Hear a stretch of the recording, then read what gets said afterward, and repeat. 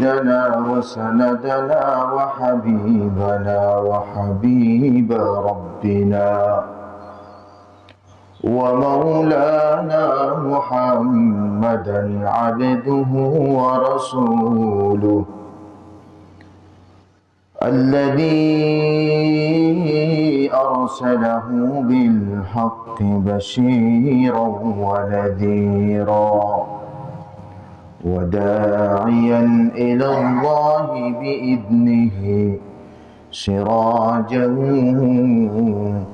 وقمرا منيرا أما بعد فقد قال الله تبارك وتعالى في شان حبيبه إن الله وملائكته يصلون على النبي يا أيها الذين آمنوا صلوا عليه وسلموا تسليما اللهم صل على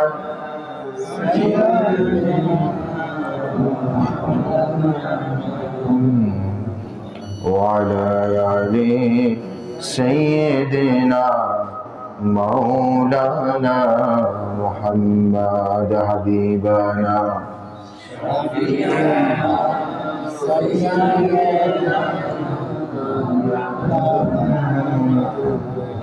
وعلى آل سيدنا مولانا محمد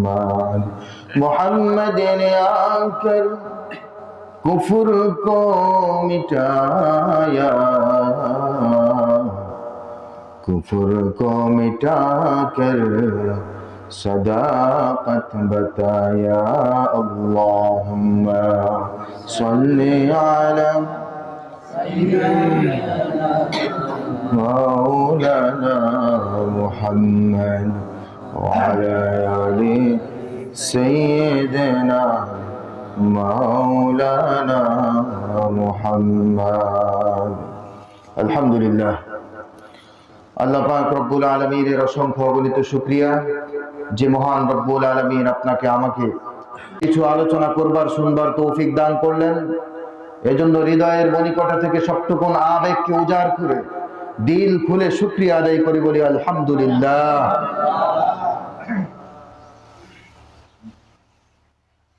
আল্লাহ তাআলা প্রতিটা জাতিকে কিছু কিছু নিয়ামত দিয়েছে। আমাদেরকে আল্লাহ তাআলা স্পেশালি কিছু নিয়ামত দিয়েছেন, তো ঠিক আরেকটা জাতিকে আল্লাহ তাআলা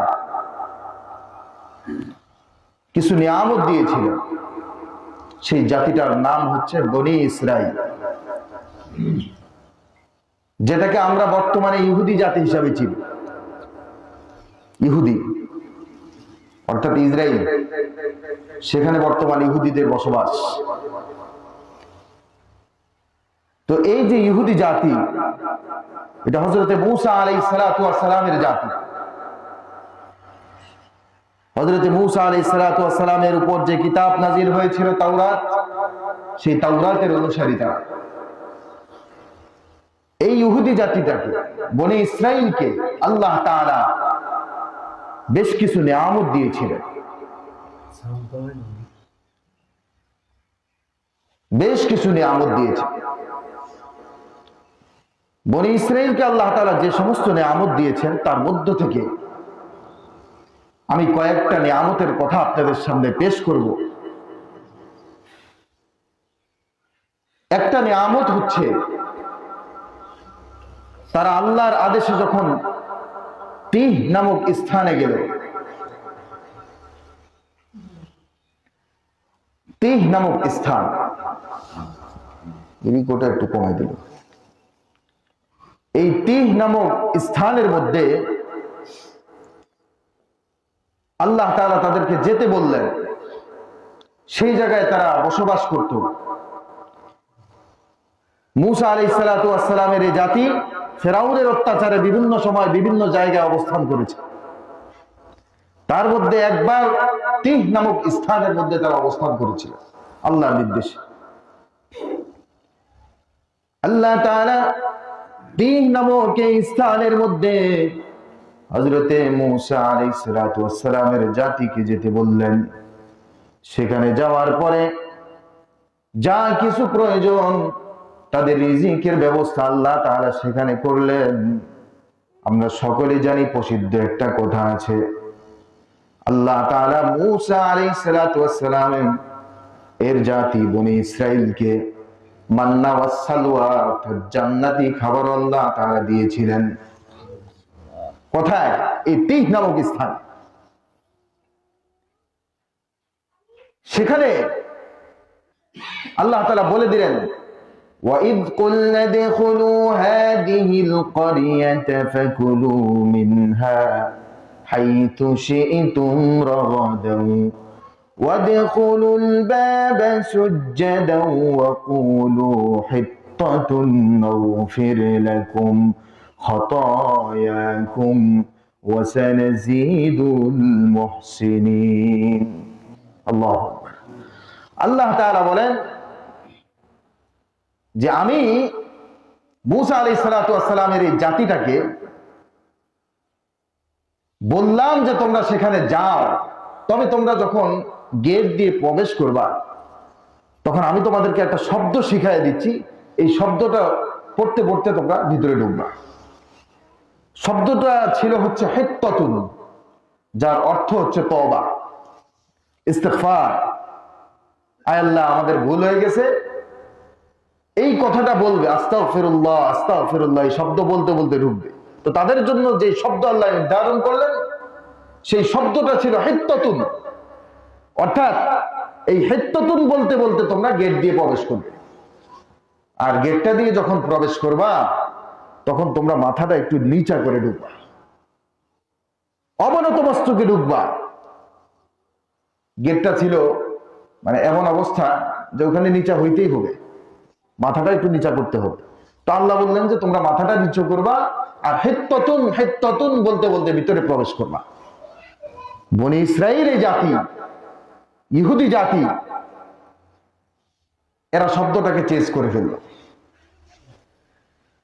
ওরা হিত্তাতুন শব্দের পরিবর্তে সেখানে হিনতাতুন বলা শুরু করলো, যার অর্থ হচ্ছে গম, মানে খানা। তো এরা খাবার খাবার বলতে বলতে ঢুকলো। আচ্ছা, এক অবাধ্যতা করলো এখানে। আর আল্লাহ বলেছিলেন মাথাটা নোয়ায় ঢুকবা, ওরা রুকু দিয়ে যায়। বুঝেন নাই? একবারে হেলে রুকু দিয়ে ভিতর দিয়ে প্রবেশ করতেছে। মানে আল্লাহ তাআলা যে নির্দেশ তাদেরকে দিয়েছেন এই নির্দেশটাকে তারা ওভারটেক করলো। আল্লাহ বললেন হিত্তাতুন বলতে বলতে যাও, আর ওরা হিনতাতুন বলতে বলতে যাওয়া শুরু করছে। আল্লাহ বললেন মাথাটা অবনত মস্তকে তোমরা ঢুকো, একটু অবনত করে ঢুকো, আর তারা একবারে রুকু যায় বাস ভিতরে প্রবেশ করতেছে।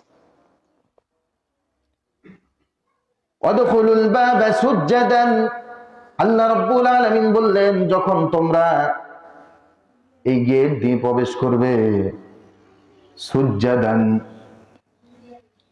তোমরা আল্লাহ তাআলাকে সম্মান প্রদর্শন করে অবনত মস্তকে তোমরা প্রবেশ করবে। ওয়াকুলু হিত্তাতুন, আর তোমরা বলতে থাকবে হিত্তাতুন হিত্তাতুন, এই শব্দটা তোমরা বলতে বলতে ঢুকবা। নাগফির লাকুম খাতায়াকুম, আমি আল্লাহ রাব্বুল আলামিন তোমাদের পিছনের জিন্দেগির সমস্ত গুনাহ খাতা মাফ করে দিব। সুবহানাল্লাহ। আল্লাহ বললেন এই শব্দ বলতে বলতে ঢুকো, তোমাদের সমস্ত গুনাহ খাতা আমি মাফ করে দিব। কিন্তু তারা এটাকে ওভারটেক করে তারা শব্দেরও চেঞ্জ করলো, যে অবস্থায় প্রবেশ করতে বলেছে সেটারও চেঞ্জ করলে। যাই হোক, ভিতরে যাওয়ার পরে এবার সেখানে তো পানি টানির ব্যবস্থা নাই। তো আল্লাহ তাআলা স্মরণ করায় দিচ্ছেন কোরআনের মাধ্যমে, وَإِذِ اسْتَسْقَى مُوسَى لِقَوْمِهِ فَقُلْنَا اضْرِب بِّعَصَاكَ الْحَجَرَ। স্মরণ করো ওই সময়ের কথা যখন হযরতে মূসা আলাইহিস সালাতু ওয়াস সালাম আল্লাহ রাব্বুল আলামিনের কাছে দোয়া করেছিলেন, ওগো মালিক, আমার জাতির জন্য আপনি একটু পানির ব্যবস্থা করে দেন। এখানে এমন একটা মরুভূমি জায়গা, এই জায়গার মধ্যে কোনো পানির ব্যবস্থা নাই, পানিটা তো অন্তত প্রয়োজন। ওগো মালিক, আপনি আমাদেরকে একটু পানির ব্যবস্থা করে দেন। আল্লাহ রাব্বুল আলামিন হযরতে মূসা আলাইহিস সালাতু ওয়াস সালামকে বললেন, ফাকুল্লা দরিব বিআসাকাল হাজার, ও মূসা, তোমার হাতের মধ্যে যে লাঠি আছে, এই লাঠিটা দিয়ে দেখো সামনে একটা পাথর, ওই পাথরটাকে একটা আঘাত করো। হযরতে মূসা আলাইহিস সালাতু ওয়াস সালাম লাঠি দ্বারা যখন পাথরের উপরে আঘাত করলেন, ফানফাজারাত মিনহু ইসনাতা আশরাতা আইনা, পাথরটা ভেঙে 12 টুকরা হয়ে 12টা ঝর্ণায় পরিণত হয়ে গেল। সুবহানাল্লাহ, 12টা পানির ঝর্ণায় পরিণত হয়ে গেল, আর সেগুলোর থেকে পানি বের হওয়া শুরু হইল। সুবহানাল্লাহ। এরপরে কদ আলিমা কুল্লু উনাসিম মাশরাবাহুম, এদের ভিতরে বিভিন্ন গোত্র ছিল, বিভিন্ন গোত্রের লোকেরা এই পানি নিয়ে আবার মারামারি শুরু করে দিল। বনি ইসরাইল তো ইহুদি জাতি না, এদের কাম কি? পুরা বিশ্বে খালি মারামারি লাগানো। কিভাবে বাংলাদেশে মারামারি লাগানো যায় স্কোরের নামে, কিভাবে হিন্দুস্তানে মারামারি লাগানো যায়, মুসলমান আর হিন্দুদের মধ্যে দাঙ্গা লাগানো যায়, মুসলিম প্রত্যেকটা রাষ্ট্রের মধ্যে কিভাবে গ্যাঞ্জাম লাগানো যায়, দাঙ্গা হাঙ্গামা করা যায়, মুসলমানগুলোকে কিভাবে নিধন করা যায়, কিভাবে চিরতরে দুনিয়ার থেকে বিদায় দেওয়া যায়, এই হলো তাদের চিন্তাধারা তখন থেকে। আর এই জাতিটা সবসময় মারামারির মধ্যে থাকে, এই ইহুদি জাতি। আর এরা খাইছে তো জান্নাতি খাবার, এই জন্য আল্লাহ এদের মেধাটা একটু বাড়ায় দিচ্ছে। বুঝেন নাই? মান্না ও সালুয়া খাইছে। মান্না ও সালুয়ার ব্যাখ্যা বুঝেন তো? মান্না মানে হচ্ছে এক ধরনের ওই যে চড়ুই পাখি আছে না, এই চড়ুই পাখি জাতীয় এক জাতীয় পাখি আর কি। এই পাখিটা তাদের সামনে আসতো, এসে ক্যাচার মেচার করতো, ওরা ধরার সাথে সাথে এটা বোনাগ্রস্ত হয়ে যেত। সুবহানাল্লাহ। আর সালুয়া এটা একটা হালুয়া, ওই যে দুর্বা ঘাসের উপরে কুয়াশা পড়ে না, এই জাতীয় কুয়াশা পড়তো, ওরা ওই কুয়াশাটা ধরার সাথে সাথে এটা একটা জান্নাতি হালুয়া হয়ে যেত। সুবহানাল্লাহ। এটা ছিল জান্নাতি খাবার। এই জান্নাতি খাবার খেয়ে আল্লাহ তাদের মেধাটা একটু বাড়ায় দিয়েছিলেন। এখনো ইহুদিদের মেধা খুব ভালো আর কি। এই যে বড় বড় মোবাইল টোবাইল, এগুলো কারা দিচ্ছে? আবিষ্কার তো তারাই করছে নাকি? পৃথিবীতে যত অত্যাধুনিক জিনিস, কম্পিউটার এবং বিভিন্ন অত্যাধুনিক যত জিনিস আছে, আধুনিক প্রযুক্তি, এই সব কিছু ইসরায়েলে বসে বসে গবেষণা করে করে তারা বানায়। তো এই ইহুদি জাতি, এদেরকে আল্লাহ তাআলা বললেন, এই যে ঝর্ণা দিয়ে দিলাম, দাও। এবার তারা ঝর্ণা নিয়ে, পানি নিয়ে বিভিন্ন ঠেলাঠেলি শুরু করে দিছে।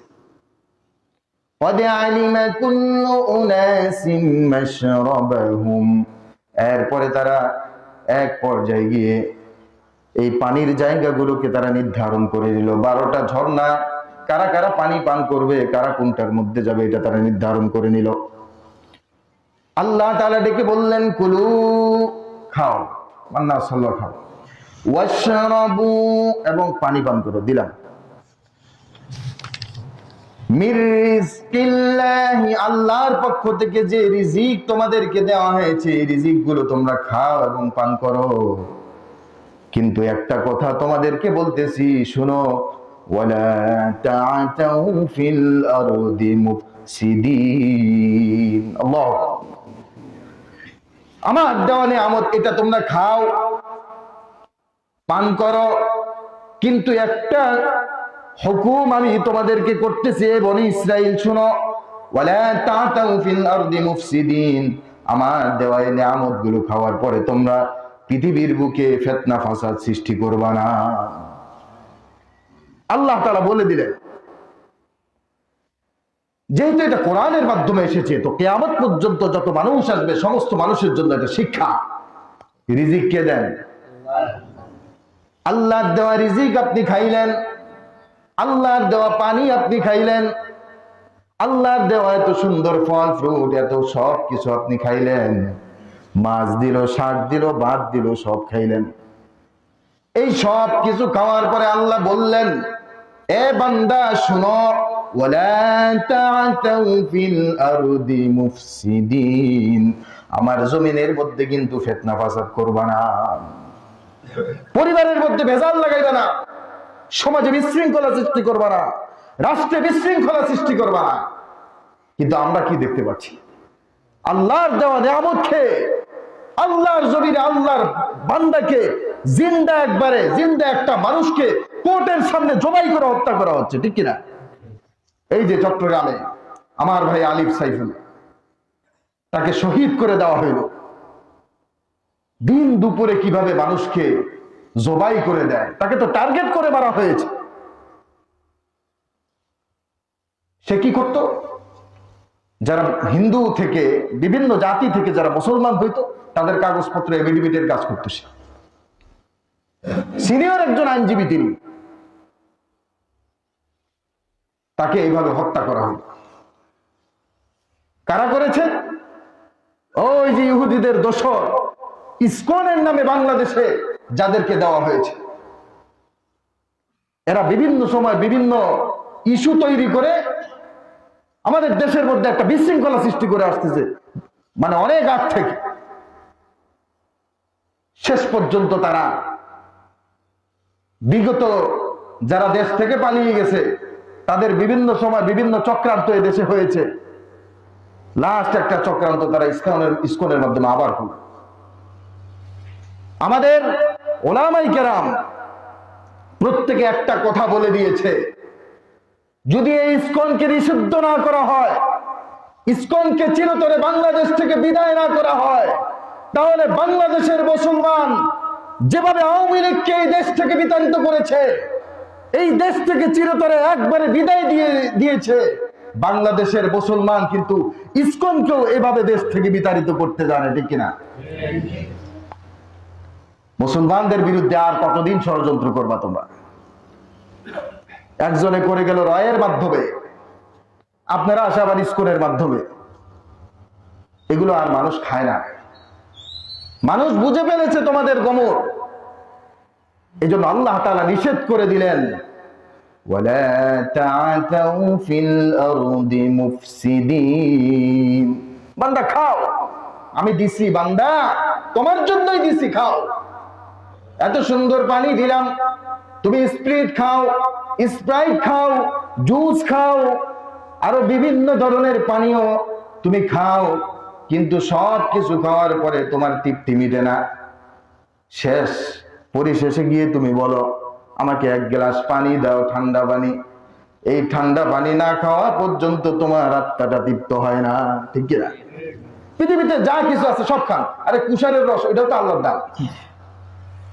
মানে এত কিছু খাইলো, মানুষের বানানো কত কিছু, এই সব কিছু খাইলো, খাওয়ার পরে আবার বলে যে এক গ্লাস পানি দেন। তার মানে কি? এতক্ষণ মানুষের বানানো যা খাইছে, আরে যে মদ খায় ওরও জিজ্ঞেন হারাম, এই হারাম জিনিসটাকেও যে খাচ্ছে, খাওয়ার পরে তারে জিজ্ঞেন তোমার কি আত্মা তৃপ্তি হয়েছে? বলে না, পানি খাইছি। তার মানে পৃথিবীতে যত দামি শরাবই আপনি পান করেন না কেন, আল্লাহর দেওয়া নিয়ামত পানি, এটা পান করা না পর্যন্ত আপনার মনোতৃপ্তি হবে না। সুবহানাল্লাহ। তাহলে কি পরিমাণ তৃপ্তি আল্লাহ তাআলা এই নিয়ামতে দিয়েছে। আল্লাহ বলেন খাও, ওয়াশরাবু, পান করো। পান করার জন্য আমি অনেক কিছু দিয়েছি, তার মধ্যে একটা হলো পানি। পান করো, কুলু, খাও, মির রিজকিল্লাহি, আল্লাহর পক্ষ থেকে যত নিয়ামত তোমাদেরকে দেওয়া হয়েছে সব কিছু খাও। কিন্তু বান্দা একটা কথা মনে রাখবা, সেটা হচ্ছে ওয়ালা তা'তাউ ফিল আরদি মুফসিদিন। জমিনের মধ্যে কখনো ফাসাদ সৃষ্টি করবা না, ফিতনা ফাসাদ সৃষ্টি করবা না, মারামারি কাটাকাটি এগুলো করবা না কখনো। আসলে কোরআনের ব্যাখ্যা তাফসীর করতে গেলে তো অনেক সময়ের প্রয়োজন। আমি মনে করছিলাম মনে হয় আজকে 2-4 আয়াতের তাফসীর করা যাবে, কিন্তু এক আয়াতে তো শেষ হয় না আমার। তো যাই হোক, যেই কথাটা বুঝাইতে চাইলাম, বান্দা তুমি আল্লাহর নিয়ামত সব সময় ভক্ষণ করছো, সব সময় প্রতিটা মুহূর্তে তোমার সাথে আল্লাহর নিয়ামত থাকে। আল্লাহর এত নিয়ামত খাওয়ার পরে কেমনে তুমি আল্লাহর নাফরমানি করো? বান্দা ফজরের সময় তোমাকে ডাক দিলাম মুয়াজ্জিনের মাধ্যমে, হাইয়া আলাস সালাহ, আসো না নামাজের দিকে আসো। বান্দা ঘুম থেকে নামাজ পড়ো, আসো। ঘুমটা থেকে উঠে আমার কদমে এসে একটু সিজদা দে বান্দা। ফজরে ডাকলাম তুই আসলি না, জোহরে ডাকলাম বান্দা তাও আসলি না, নাফরমান আসরের সময় তোকে ডাক দিলাম তাও তুই আসলি না, মাগরিবের সময় তোকে ডাকলাম বান্দা তুই আমার কথা একবারও তোর মনে পড়লো না। রাতের বেলা তুই যখন ঘুমাইতে যাস, আমি আল্লাহ তাআলা চাইলে তো তোর চোখটাকে চিরতরে বন্ধ করে দিতে পারতাম, কিন্তু আমি আল্লাহ তাআলা সুযোগ দিলাম। এশারের সময় ডাকছিলাম মসজিদে আসো নাই, আবার যেন ফজরের সময় ডাকলে তুমি আসো। আরে নাফরমান, রাতের বেলা ঘুমাইলা, আল্লাহ চাইলে চিরতরে তোমার চোখ বন্ধ করতে পারতো। ফজরের সময় মুয়াজ্জিন যখন আজান দিছে, আজানের বাড়ি শুনে, আজানের আওয়াজ শুনে তোমার ঘুমটা ভাঙলো, ভাঙ্গার পরেও তুমি মসজিদের দিকে আসলা না। ওরে নাফরমান, একবারও কি চিন্তা করো না আমি কত নিয়ামত তোমাকে দিয়ে রাখছি? আরে খাইলা ওটাও তো আমার, পড়লা এটাও তো আমার, এই চোখ দিলাম কত দামি একটা নিয়ামত, হাত দিলাম কত দামি একটা নিয়ামত। যার হাত নাই তাকে জিজ্ঞেস করেন কত আফসোস করে, যার পা নাই তাকে জিজ্ঞেস করেন কত আফসোস করে। এভাবে মানুষকে কত নিয়ামত দিয়ে আল্লাহ তাআলা ভরে রেখেছেন। বান্দা, ওই যে গোপনে গুনাহ করতেছ, মনে করতেছে কেউ দেখে না, কেউ না দেখলে কে দেখে? আল্লাহ দেখেন কিনা? আল্লাহু আকবার। তুমি বেগানা এক নারীর সাথে কথা বলতেছো আর মনে করতেছো আমাকে তো কেউ দেখে না, আমার স্ত্রী জানে না, আমার সন্তানেরা জানে না, কেউ জানে না, কিন্তু কে দেখেন? আল্লাহ। আল্লাহ কিন্তু দেখতেছে। আরে বাবাজি, তোমার বয়স হয়ে গেল ৬০-৭০ বছর, ৪০ পার হয়ে গেল, এখনো আল্লাহর কদমে সিজদা দেওয়ার কথা তোমার মনে পড়ে না। যখন সিগারেটটা ধরাও, একবারও কি মনে হয় না যে আল্লাহ তাআলা